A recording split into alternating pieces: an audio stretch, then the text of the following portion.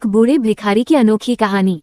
हर दिन एक भिखारी दरवाजे के पास आकर भीख मांगता था और घर का मालिक हमेशा घर के बाहर आते ही उसे देखकर फिर जाया करता। कई बार उसके लिए गालियां भी बकता।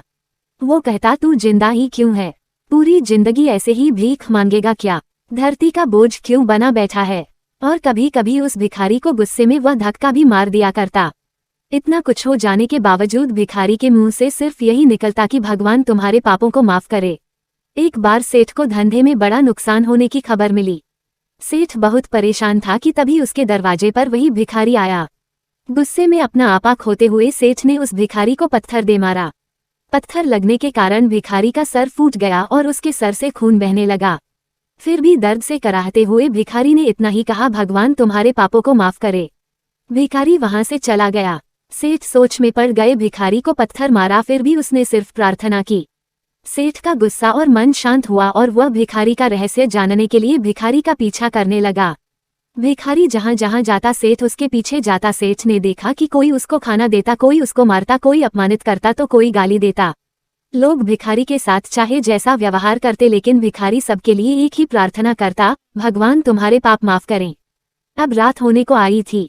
भिखारी अपने घर जाने के लिए लौटा। वो अपने घर पहुंच गया, लेकिन सेठ अब भी उसका पीछा कर ही रहा था। एक पुरानी टूटी हुई खटिया पर एक बूढ़ी औरत लेटी हुई थी। काफी कमजोर और बीमार लग रही थी। वह भिखारी की पत्नी थी। अपने पति को वापस आता देख वह खाट से उठ खड़ी हुई।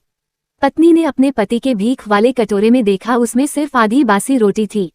उसे देखकर वह बोली, आज बस इतना ही मिला, और हाँ, आपके सिर से खून निकल रहा है, ये चोट कैसे लगी? बूढ़ा भिखारी बोला, आज बस इतना ही मिला, किसी ने कुछ दिया ही नहीं। सब ने गालियां दी और एक ने पत्थर भी फेंका, इसीलिए मेरा सर फट गया। एक गहरी ठंडी सांस लेकर बूढ़ा भिखारी फिर से बोला, यह मेरे ही पापों का फल है। तुम्हें याद है कुछ सालों पहले हम कितने अमीर थे? क्या कुछ नहीं था हमारे पास? हमारे पास हर चीज जरूरत से ज्यादा थी, लेकिन हमने कभी दान नहीं किया। और उससे भी बुरा हमने उस अंधे भिखारी के साथ किया जो हमारे द्वार पर भीख मांगने आया करता था।